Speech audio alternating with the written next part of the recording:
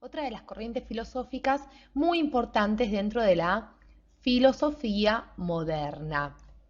Les cuento que el empirismo se va a oponer al racionalismo, esta corriente que veíamos en videos anteriores que ponían confianza ciega en la razón al momento de construir el conocimiento.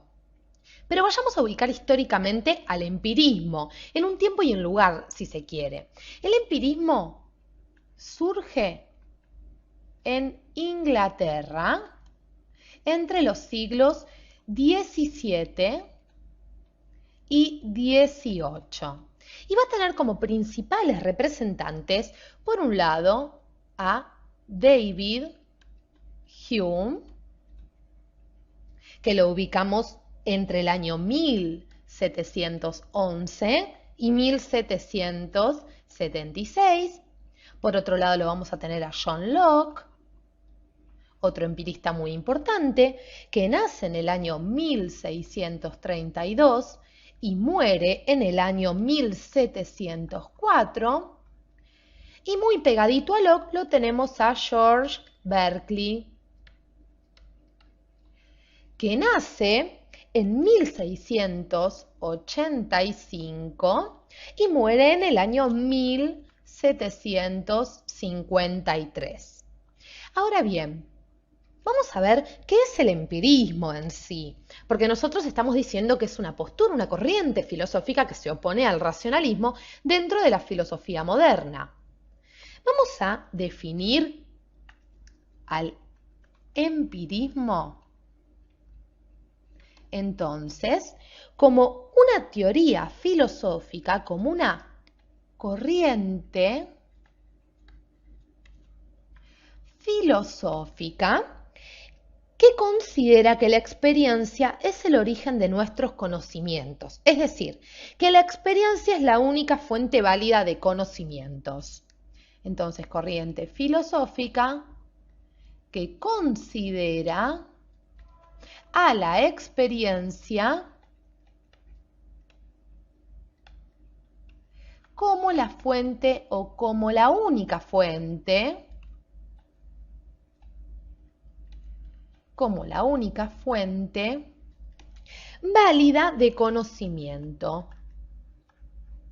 válida de conocimiento. Recordemos que, a diferencia del empirismo, el racionalismo, como veíamos en el video anterior con Descartes, inclusive en la introducción que habíamos hecho a ese tema, no era la experiencia, sino que era la razón, la confianza ciega en la razón, la única fuente válida de nuestros conocimientos. Para los empiristas, a diferencia, va a ser la experiencia, ellos van a tener confianza ciega en la experiencia. Pero resaltemos las características del empirismo para que nos quede bien en claro este tema. Primer característica a tener en cuenta, y ya nos vamos dando un poco una mínima idea de esto, el origen de nuestros conocimientos para los empiristas está en la experiencia. El origen de nuestros conocimientos está en la experiencia. Básico para comprender a los empiristas, que entendamos esto. Vamos a hacer un espacio en nuestra pantalla con la primera característica entonces que nos dice que el origen de nuestros conocimientos está en la experiencia. Aún más, para los empiristas no existen las ideas innatas, recordemos aquellas que poseemos sin necesidad de tener de la experiencia, son aquellas que están en nuestra mente apenas nacemos, sino que nuestra mente es una especie de hoja en blanco. La mente humana es una hoja en blanco, una tabula rasa, como dicen ellos, que nosotros vamos llenando o que se llena de conocimientos gracias a la experiencia. El origen del conocimiento es la experiencia. Nos tiene que quedar bien en claro esto. Es el único criterio de verdad. La experiencia es el único criterio de verdad. Pero pasa lo siguiente. El conocimiento del hombre, y ya si se quiere podemos incluir Una segunda característica, el conocimiento del hombre es limitado por la experiencia. Es limitado por la experiencia. Lo que los empiristas nos van a decir con respecto a esto es que sobre algunas cuestiones solo podemos tener un conocimiento relativo o probable. Entonces, nos tiene que quedar en claro que sobre algunas cuestiones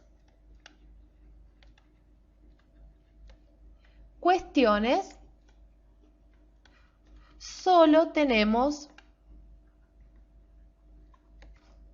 un conocimiento relativo o probable, como decíamos, por esto mismo, porque el conocimiento del hombre va a ser limitado por la experiencia. Ahora bien, ellos, los empiristas, y si quiere lo podemos incluir como una tercera característica, se van a basar en el método inductivo para conocer. Método inductivo propio, como sabemos, de las ciencias fácticas, de aquellas que estudian los hechos de la realidad. De las ciencias fácticas. Para que repasemos un poquito este método inductivo, recordemos que un método inductivo es aquel que obtiene conclusiones generales a partir de datos particulares. Obtiene conclusiones